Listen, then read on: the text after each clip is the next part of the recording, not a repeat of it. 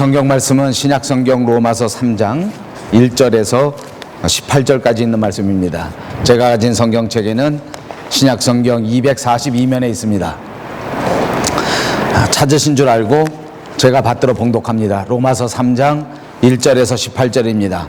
그런즉 유대인의 나음이 무엇이며 할례의 유익이 무엇이냐?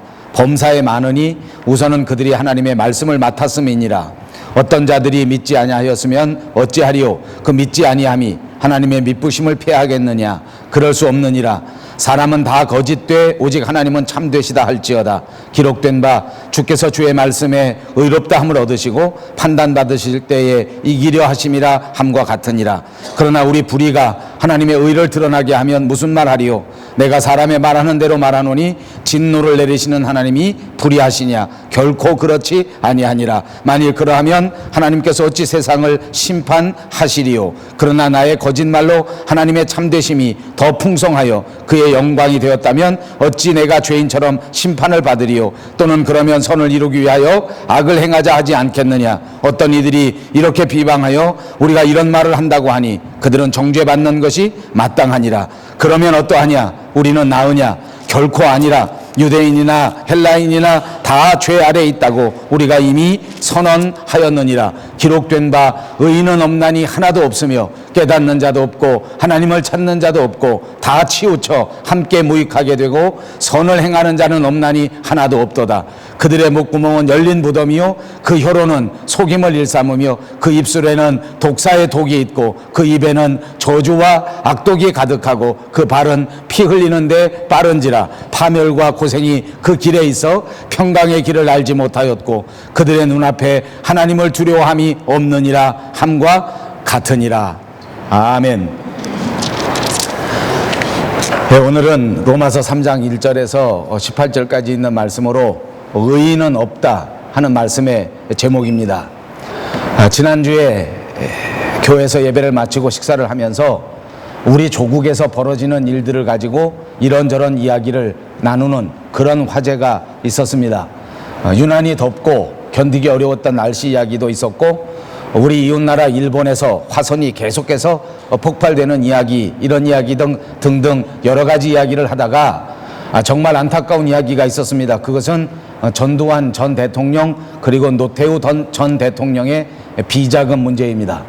2천억 원, 1,600억 원, 200억 원 등등 그 처음 받았던 그 벌금의 액수, 그리고 지금 남아있는 그 벌금의 액수, 그리고 자진 납부하겠다고 하는 그 벌금의 액수, 뭐 이런 금액들이 진짜 기하학적인 그런 벌금의 액수였습니다. 이걸 모두 내야 하고 이걸 모두 받아야 하는데 이것이 그렇게 쉽거나 간단한 일이 아니기 때문에 정말 여러 사람들의 마음을 안타깝게 하는 일입니다.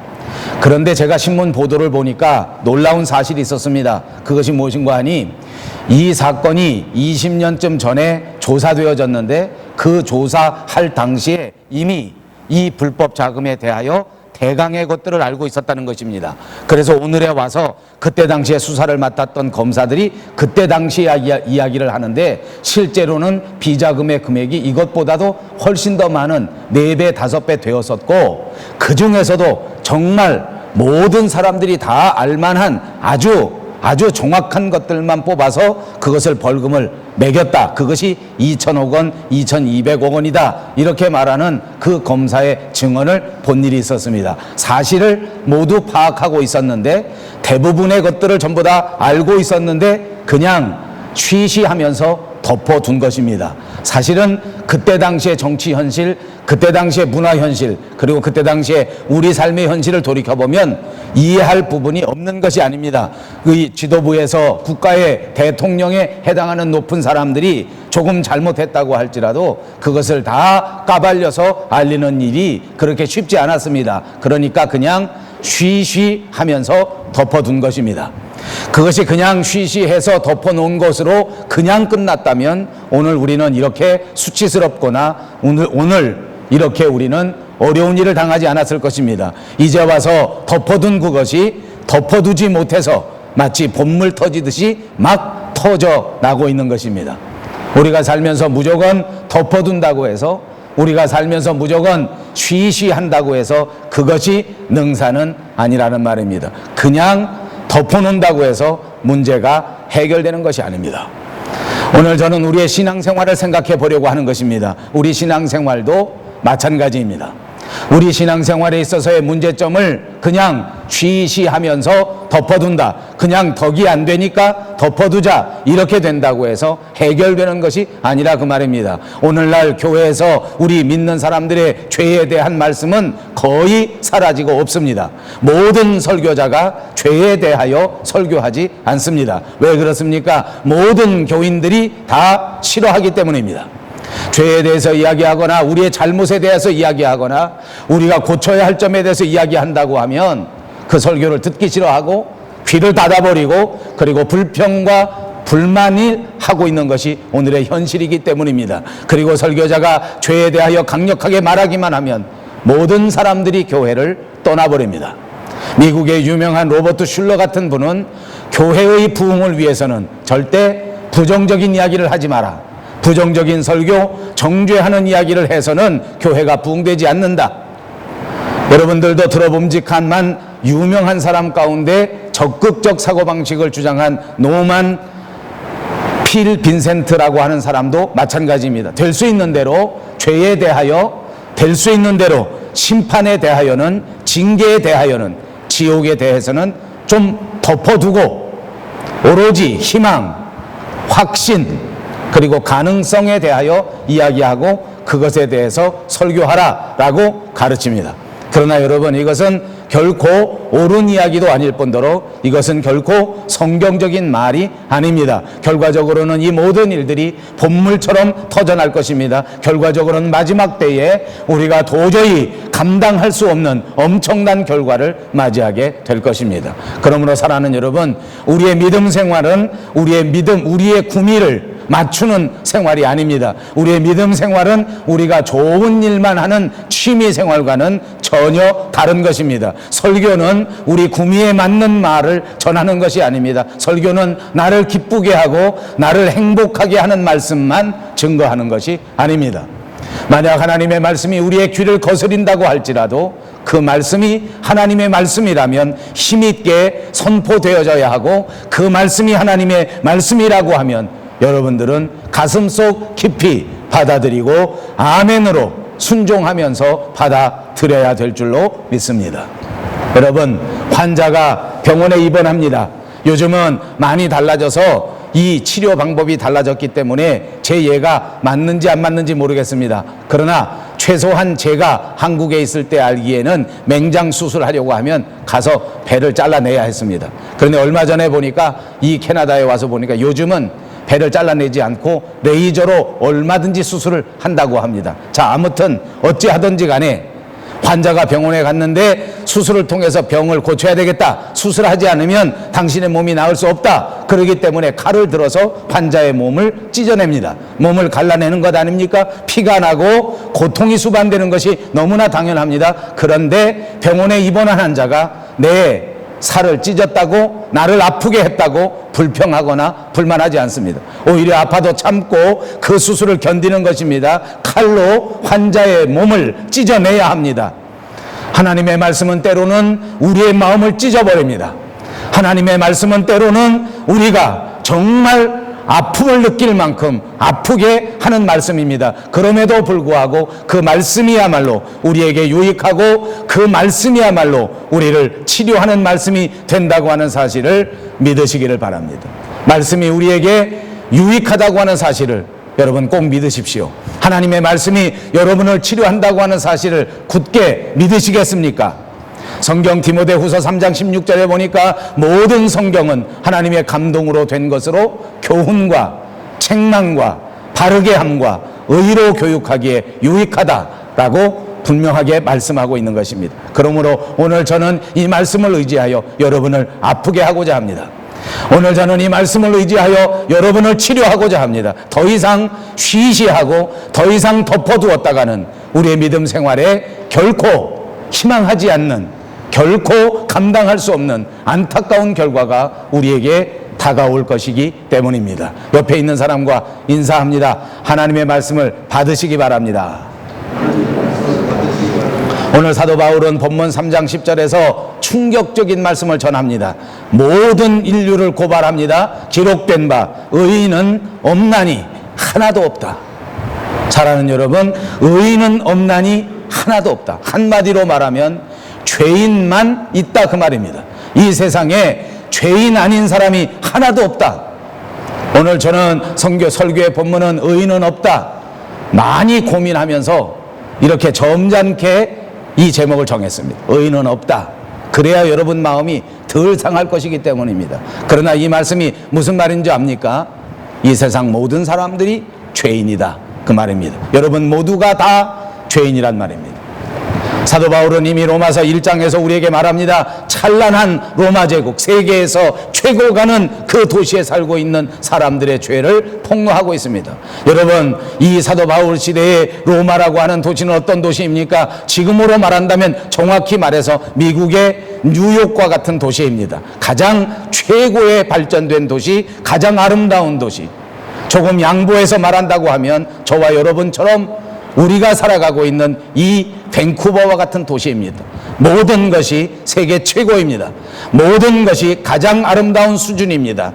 이 모든 일들이 우리에게 주어져 있는 것입니다. 뿐만 아니라 좌우를 들춰보십시오. 하나님이 주신 아름다운 자연, 하나님이 허락하신 모든 환경들이 하나님을 알아낼 수 있을 만큼 우리 모두가 하나님의 창조의 오묘한 솜씨를 분명하게 알 수 있을 만큼 모든 것을 보여준 아름다운 도시, 찬란한 도시입니다. 그런데도 불구하고 이 도시에 살고 있는 사람들이 모두가 다 주님을 멀리합니다.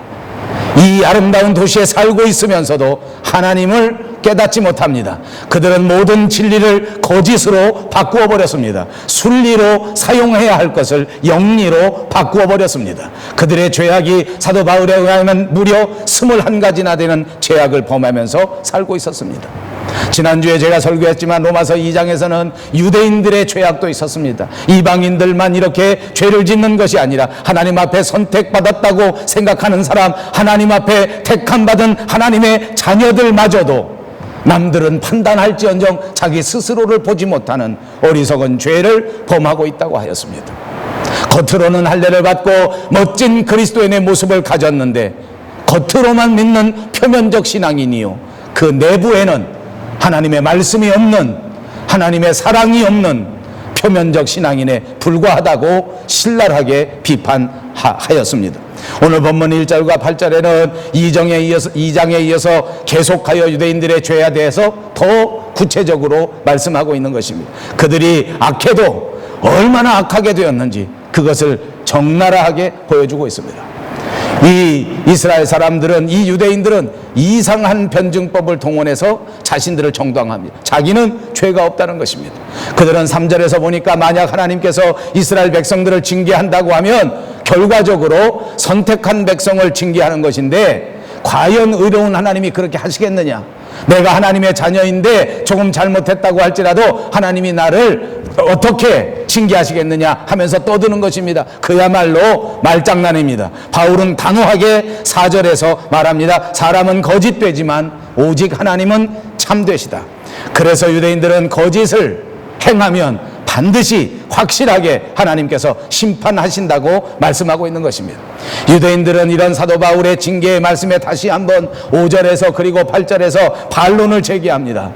자신들의 잘못으로 또는 거짓말로 인하여 하나님께 영광이 돌려졌는데 결코 죄인처럼 심판을 받지 않을 것이다. 내가 잘못했다고 할지라도 결과가 좋았는데 어떻게 하나님이 나를 심판할 거냐? 내가 중간에는 하나님을 믿지 않고 좀 왔다 갔다 했지만 그러나 결과적으로는 이렇게 회개하고 돌아왔는데 어떻게 심판받을 것이냐? 라고 궤변을 들어놓고 있는 것입니다. 사실 이런 궤변은 우리 가운데도 얼마나 많은지 모릅니다. 우리 주변에 그런 궤변 가운데 대표적인 것은 바로 가룟 유다 예찬론입니다. 가룟 유다가 있었기 때문에 십자가 사건이 있었다. 신학교에 가면 신학생들 사이에는 이런 궤변들이 정말 많이 나놉니다. 이 가룟 유다야말로 우리의 죄의 문제에 십자가가 있게 한 그 사람이다. 그러므로 이 유다는 결코 정죄받지 않는다.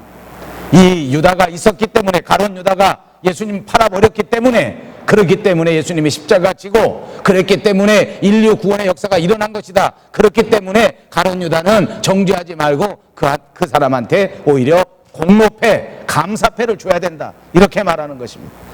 여러분, 정말 그렇겠습니까? 이건 정말 궤별입니다. 이건 정말 교묘한 말장난에 불과합니다. 말씀드린 것처럼 물론 결과는 선으로 나타났습니다. 물론 결과는 예수님께서 십자가를 지시고, 물론 결과로는 예수님께서 온 인류를 구속하셨습니다. 그럼에도 불구하고 이 가룟 유다의 행위는 결단코 정당화될 수가 없습니다. 여러분, 생각해 보십시오. 가룟 유다가 정말 이 궤변에서 말하는 것처럼 십자가 사건을 돕기 위해서 예수님을 고발했겠습니까? 정말로 가룟 유다가 위대한 구원의 역사를 빨리 이루기 위해서 나라도 나서서 나쁜 짓을 해가지고 예수님이 빨리 십자가 지게 해야 되겠다, 이런 마음을 가지고 예수님을 팔았느냐 말입니까?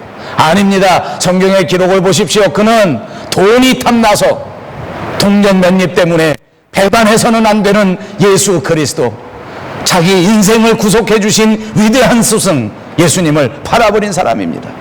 왜 그랬습니까? 사람으로는 도저히 그렇게 할 수가 없습니다. 아무리 생각해도 이렇게 해서는 안 될 일인데 그 마음속에 어둠의 세력이 들어간 것입니다. 그 마음속에 사탄이 들어간 것입니다. 사탄이 그 마음을 점령한 채 그 마음을 주장해버린 것입니다. 사랑하는 여러분, 하나님께서는 어떤 상황에서도 예수님이 갈보리 십자가를 지고 인류 구속의 역사를 이루시고 반드시 그 약속대로 우리 가운데 역사하셨을 것으로 분명히 믿습니다. 그러나 사탄에게 점령당해서, 어둠의 세력에 점령당해서 이토록 지어서는 안 되는, 씻을 수 없는 반역의 죄를 지은 유다는 결단코 용서받을 수 없다는 사실을 꼭 기억하시기를 바랍니다. 사랑하는 여러분, 오늘 우리 그리스도인들의 진짜 문제가 뭔지 압니까? 죄를 짓는 것도 문제입니다. 이제 더 이상 죄와는 상관이 없어야 될 저와 여러분이 계속해서 죄를 짓는 거 정말 큰 문제입니다. 그런데 그보다 더 큰 문제가 있다는 것입니다. 그것이 바로 죄를 변명하는 것입니다. 죄를 지었지만 겸손하게 하나님 앞에 나와 고백하는 사람은 그래도 소망이 있습니다. 그런데 죄를 지었는데 궤변을 앞세워서, 변명을 앞세워서 하나님 앞에 변명을 늘어놓는 사람은 진짜 소망이 없습니다. 성경에서 다윗은 나단 선지자가 자신의 죄를 들추어냈을 때 어떻게 했습니까? 시편 51편에 보니까 볼품없는 신하의 무릎 앞에서, 아무 권한이 없는 신하 나단의 무릎 앞에 앉아서 시편 51편에 나는 주께 범죄하였나이다, 나는 악을 행하였습니다 라고 진솔하게 고백한 것입니다. 이것이 다윗 왕이 되게 된 결정적인 이유입니다. 자신의 잘못과 자신의 범죄를 인정하는 사람에게는 진짜 소망이 있는 것입니다. 죄를 깨닫지 못하고 오히려 변명만 일삼는 사람들, 그 사람들의 마지막이 오늘 본문 8절입니다. 저희가 정죄받는 것이 옳으니라. 변명하고 계속해서 핑계를 대는 사람, 이런 사람들은 정죄받는 것이 옳다, 이런 사람들은 하나님의 진노를 받아 하나님의 심판을 받게 된다고 하는 것을 분명히 알아야 할 것입니다. 9절에서 18절까지는 인간들의 죄에 대한 결론의 부분을 말하고 있습니다. 그러면 어떠하냐? 우리는 낫냐? 우리는 나으냐? 결코 아니라 유대인이나 헬라인이나 다 죄 아래에 있다고 우리가 이미 선언하였느니라. 모든 사람은 다 똑같은 죄인이다, 그 말입니다. 하나님의 선민이라는 유대인들도 이방인들보다 나은 것이 하나도 없었습니다. 예수님을 잘 믿는 그리스도인이라고 하는 사람들도 세상 사람들과 별로 다른 것이 없었단 말입니다. 다 똑같은 죄인입니다. 인간적인 눈으로 봐서는 착한 사람이 있고 인간적인 눈으로 봐서는 착하지 않은 사람이 있을 수 있습니다. 인간적인 눈으로 볼 때는 악한 사람이 있고 하나님을 떠난 사람이 있는데, 그런데 영적인 눈으로 보면 그 사람과 그 사람이 별다를 바가 없다는 것입니다. 하나님 앞에는 의인이 없다는 것입니다. 하나님 앞에는 모두가 다 죄인일 뿐입니다. 여러분, 제가 목회하면서 여러분들보다 더 많은 사람들을 만났을 것이라고 생각합니다. 저는 평생토록 목회 생활하는 동안 많은 분들을 만납니다. 제가 느낀 느낌이 뭔지 압니까? 제가 만난 분들 가운데 죄인은 거의 없었습니다. 잘못했다고 하는 사람은 거의 없었습니다. 모두가 다 자기가 잘했습니다. 모두가 다 자기 상대방이 잘못했습니다. 모두가 다 자기 상대방이 전혀 잘못했기 때문에 나는 저 사람을 받아들일 수도 없고, 나는 저 사람을 용서할 수도 없고, 나는 저 사람과 같이 걸어갈 수가 없다라고 말합니다. 그러나 오늘 분명히 말씀드립니다. 하나님 앞에서 다 똑같은 죄인입니다. 하나님 앞에서는 누구나 의인이 있을 수 없다는 것입니다. 모두가 다 죄인입니다. 하나님 앞에는 다 죄인만 있을 뿐입니다. 우리 조상 아담이 하나님 앞에 범죄함으로 안타깝게도 우리들 모두에게 죄가 들어온 것입니다.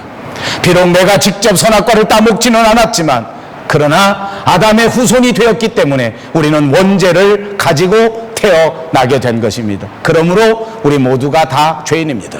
아담이 죄를 지은 이상 한 사람도 여기서 벗어날 사람은 없습니다. 이런 죄 지은 인간들이 구체적인 모습이 또 오늘 본문 13절에 자세하게 언급됩니다. 저희 목구멍은 열린 무덤이요, 그 혀로는 속임을 베풀고 그 입술에는 독사의 독이 가득하고, 14절 말씀을 보십시오. 그 입에는 저주와 악독이 가득하고, 13절과 14절의 공통점은 바로 입으로 범죄하는 죄악입니다. 언어의 죄란 말입니다. 말이 마음의 거울입니다. 저는 여러 번 말씀드렸습니다. 우리의 말이 우리의 내면을 표현하는 것입니다. 우리 속에 들어있는 말이 밖으로 나와 있는 것입니다. 그래서 마음속에 악한 생각을 가지고 있는 것, 마음속에 미움, 다툼, 시기, 질투, 이런 것들이 우리 말로 나오기 때문에, 내 말 때문에 다른 사람이 상처를 받는 것입니다. 그러므로 말을 할 줄 아는 사람들 모두가 조심해야 합니다. 모두가 조심해야 합니다. 우리의 말이 다른 사람에게 상처를 줄 수 있습니다. 우리의 말이 다른 사람을 아프게 할 수 있습니다. 내 속에 들어있는 그 모든 더러운 것들이 입으로 나오는 거예요. 평상시에는 알 수 없지만은 순간적인 상황이 됐을 때에 우리 마음속에 있는 게 나오는 것입니다. 평소에는 그저 말을 띄엄띄엄 하다가 잘 정지해서 잘 이렇게 만들어서 말을 할 줄 아는 사람들도 가만히 보니까 급한 상황이 되면 속에 있는 게 그냥 막 나오더라고요. 교회 안에서는 얼마나 점잖은 집사님이시고, 교회에서는 얼마나 점잖은 권사님이시고, 교회에서는 얼마나 점잖은 직분자인지 모르는데 집에 가서 싸울 때 보면 그 속에 있는 게 다 나와요. 별의별 욕을 다 해요. 별의별 욕. 요즘 젊은이들은 욕이 정말 세련되게 합니다. 남편한테 욕하는 게 얼마나 간단한지 몰라요. 옛날엔 감히 남편한테 욕 못했습니다. 제 아내는 저와 살면서 저한테 반말할 때 저 뒤에서 숨어서 합니다. 반말했다 큰일 날까봐. 요즘 젊은 애들은 반말 정도, 욕도 막 보통 욕이 아니에요. 보통 욕이 속에서 막 나오는 거예요. 여러분, 누가 일부러 웃자고 만든 이야기로 생각합니다. 어느 교회에서 헌신 예배를 드립니다. 여전도회 회장이 나와서 예배 사회를 봅니다. 예배 사회를 보는데 여러분, 자기가 여전도회 회장도 하고 교회 생활도 오래 했는데 그래도 강단에 나와서 여성교회 회장으로서 이 예배를 사회를 보는데 이것이 그냥 간단하지 않은 거예요. 자꾸 긴장이 되는 거예요. 자꾸 그냥 막 이런 생각 저런 생각이 막 나고, 막 도대체 뭐가 뭔지를 모르겠는 거예요. 사람들이 다 나만 쳐다보는 것 같고 뭘 어떻게 해야 되는지 순서도 막 잊어버리는 것 같아요. 그래가지고 찬송을 부르야, 다 찬송 하나 불러야 되겠는데, 여러분 찬송 시간입니다. 찬송 불러야 되겠습니다. 찬송 350불입니다. 사람들이 막 웃습니다. 왜 웃는지 몰라요. 찬송 350장이 350불이 나왔어요. 맨날 눈만 감으면 100불, 50불, 10불 이렇게 생각하고 사니까 찬송 350장이 350불이 머릿속에 뭐가 들어있습니까? 돈 생각밖에 없습니다. 그러니까 자신도 모르게 결정적인 순간에 350불 나오는 겁니다. 사실 우리 마음속에 들어있는 생각이 말로 바깥으로 나오는 것입니다. 내면에 미움이 가득 차 있으면 미움의 말이 나올 수밖에 없습니다. 내면에 질투가 가득 차 있으면 질투하는 말이 나올 수밖에 없어요. 콕콕 찌르는 말이 나올 수밖에 없지 않습니까? 내면에 죄가 있으면 욕이 나오고 저주가 나오는 겁니다. 사랑하는 여러분, 우리 내면의 죄악을 깨끗이 씻을 수 있는 새로운 결단이 꼭 이루어지시기를 주님의 이름으로 축복합니다. 두 번째 15절에 보니까 행실로 지은 죄에 대해서도 말하고 있습니다. 대표적인 행실의 죄악을 말합니다. 입으로 짓는 죄도 엄청난 죄지만 마지막에 보니까 대표적으로 행실의 죄악이 발의 죄악이라고 묘사하고 있는 것이죠. 발. 무슨 죄입니까? 발이 짓는 죄를 말합니다. 다시 말하면, 쉽게 말해서 돌아다니면서 죄를 짓는단 말입니다. 사랑하는 여러분, 과연 어디를 돌아다니십니까? 사랑하는 여러분, 묻습니다. 과연 돌아다니시면서 무엇을 하고 있습니까? 오늘 사도 바울은 성도들을 향하여 지적합니다. 이렇게 돌아다니는데 그 발은 피 흘리는데 빠른지라. 돌아다니면서 피를 부른다고 말입니다. 돌아다니면서 열심히 사람들을 만나는데 피를 부른다는 거예요. 돌아다니면서 이 사람 저 사람에게 피를 부른다는 것입니다. 돌아다니면서 만나는 사람마다 문제를 일으키고 있다는 것입니다. 예수님은 우리의 발이 평화의 발이 되기를 원하고 계십니다. 그래서 우리에게 평화의 발을 주시려고 그토록 고통스러운 십자가를 지셨는데, 안타깝게도 우리들은 평화를 주는 것이 아니라 오히려 평화를 파괴하고 다닌다는 것입니다.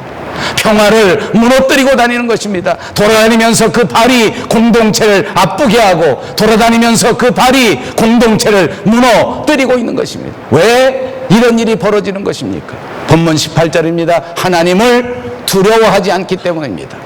저는 지난 시간에도 말씀드렸습니다. 안타깝게도 오늘의 교인들이 하나님을 두려워하지 않고, 교회를 두려워하지 않고, 가정을 두려워하지 않는 시대가 되고 말았습니다. 그래서 돌아다니면서 교회를 허물어 버립니다. 돌아다니면서 가정을 무너뜨립니다. 가정이 얼마나 소중한 곳인데, 가정이 얼마나 귀한 것인데, 아무데나 돌아다니면서 가정의 흉을 늘어놓습니다. 가족들의 잘못을 지적합니다. 잘못을 지적하는 것은 분명 옳은 일입니다. 그럼에도 불구하고 죄를 지어서는 안 된단 말입니다. 오늘날 교회가 완전한 것은 분명히 아닙니다. 우리 교회는 여러 가지 실수가 있을 수 있습니다. 잘못이 있을 수 있습니다. 목사인 저는 더더욱 그렇습니다. 그동안 목회해 오는 동안 이런저런 잘못이 분명히 있었습니다. 또 매일매일 실수를 저지릅니다. 그럼에도 불구하고 죄를 지으시면 안 됩니다. 목사를 너무 욕하고, 목사를 너무 흔들고, 목사에게 너무 쉽게 그렇게 아무 말이나 했다가는 이 모든 공동체가 흔들어지고 맙니다. 다른 사람들은 그렇게 생각하지 않기 때문입니다. 듣는 사람들은 정말 깊은 상처를 받기 때문입니다. 여러분, 이 발이 우리를 얼마나 잘못되게 하는지 몰라요. 이 발이 돌아다니면서 얼마나 죄를 짓게 하는지 몰라요. 이게 정말 두려워하지 않아서, 여러분, 정말 하나님 두려워하는 사람들이 꼭 돼야 됩니다. 오늘 이 성경에서는 우리 목구멍이 범죄한다, 우리 입술이 범죄한다, 우리 입이 범죄한다, 우리 발등이 범죄한다, 우리 육신의 여러 부분이 나와 있지 않습니까? 그런데 가장 중요한 거 18절, 여기 눈도 등장하고 있습니다. 눈. 여호와를 두려워하며 살아계신 하나님을 볼 수 있도록 눈을 만들어 주었는데 보지 않는다는 것입니다. 제가 이 설교를 시작하면서 말씀드렸습니다. 우리가 살고 있는 이 밴쿠버 도시, 여러분 한번 둘러보십시오. 오늘 이 예배를 마치고 돌아가실 때 반드시 여러분 사방 이 밴쿠버를 둘러보십시오. 무엇이 보이는지 꼭 대답하십시오. 만약 여러분이 둘러보는 여러분의 주변에서 하나님의 역사를 보지 못하셨다면 여러분 모두 회개해야 합니다. 우리 주변에 벌어지는 모든 상황 속에서 우리를 지키시는 우리 하나님의 손길을 발견하지 못했다면 우리는 모두 회개해야 합니다. 우리에게 볼 수 있는 눈을 주셨습니다. 안타깝게도 보지 못하고 있는 것은 우리의 잘못입니다. 우리의 죄입니다. 반드시 살펴보십시오. 여러분, 우리가 본다는 거 진짜 중요해요. 하나님이 계시다는 걸 본다는 거, 하나님이 살아계신 걸 본다는 것입니다. 하나님이 나를 사랑하신다는 것을 분명히 보고 살아야 되는 거예요. 이걸 보지 못하니까 오늘 우리 많은 문제가 발생하는 것입니다. 제가 가정 이야기도 말씀드렸습니다. 오늘날 가정을 지키긴 정말 어렵습니다. 물론 모든 사람들이 제 말과 똑같이 일치하지는 않을 것입니다. 그러나 많은 가정들이 정말로 가족들 간의 사랑을 보지 못하기 때문에 오해가 생겨지고 갈등이 생겨지는 것 같습니다. 많은 자식들이 부모의 진짜 사랑을 보지 못합니다. 부모 마음속 깊이 들어있는 그 아름다운 사랑을 보지 못한 채 불평과 원망을 앞세우고 있습니다. 보지 못하는 것이 죄란 말입니다. 어째서 아내의 사랑을 보지 못합니까? 어째서 남편의 큰 사랑을 보지 못하는 것입니까? 어째서 부모의 깊은 사랑을 보지 못하는 것입니까? 하나님이 얼마든지 볼 수 있는 눈을 주셨는데도 불구하고 내가 이 눈을 잘못 쓰기 때문이 아니냐, 내가 볼 수 있는 이 능력을 땅에다가 묻어놓고 보지 못하기 때문이 아닙니다. 아니, 정말 안타깝지만 하나님이 주신 이 아름다운 보는 눈을 어둠의 세력에게 빼앗겨버리고 사탄에게 빼앗겨버린 채 더러운 것만 쳐다보고 잘못된 것만 바라보고 욕할 것만 쳐다보는 이런 비참한 인생을 살고 있지는 않느냐 말입니다. 왜 다른 사람은 아름다운 것을 볼 수 있는데, 왜 다른 사람은 은혜로운 것을 볼 수 있는데, 왜 저와 여러분의 눈에는 이토록 어두운 것만 보이냔 말입니다. 왜 나쁜 것만 보느냐 말입니다. 여러분, 하나님이 주신 이 아름다운 눈을 회복할 수 있는 저와 여러분 꼭 되시기를 바랍니다. 또 있습니다. 하나님께서 우리를 보시고 계신다고 하는 사실입니다. 내게 눈을 주신 분은 하나님이십니다. 하나님이 불꽃 같은 눈으로 우리를 보시기 때문에 그 아름다운 선물로 우리에게 볼 수 있는 은혜를 주신 것입니다. 먼저는 하나님이 보신다는 것입니다. 누가 보신다고요? 하나님이 보신다. 오늘 내 삶의 현장에서 하나님이 보신다고 하는 것인데, 이것을 알지 못한 채 내 마음대로, 내 육체가 시키는 대로, 내 욕심이 시키는 대로 살고 있다는 것입니다. 아니요, 하나님이 보시고 계신다는 사실을 깨달으며 이렇게 내 마음대로 살지 않을 것입니다. 여러분, 너무 무거운 말씀을 드려서 정말 미안합니다. 무거운 마음을 조금 가볍게 하기 위해서 한 가지 이야기만 더 하겠습니다. 우리가 모두 잘 아는 덴마크의 동화 이야기입니다. 옛날 어느 나라에 임금님이 살았습니다. 임금님은 옷을 무척 좋아합니다. 그래서 그는 조금이라도 색다른 옷이라고 하면 그것을 무조건 꼭 사야 되고 그것을 꼭 입어봐야만 직성이 풀립니다. 정말 패셔너블한 그런 임금님이었습니다. 하루는 신하들 가운데 간신배들이 임금님에게 왔습니다.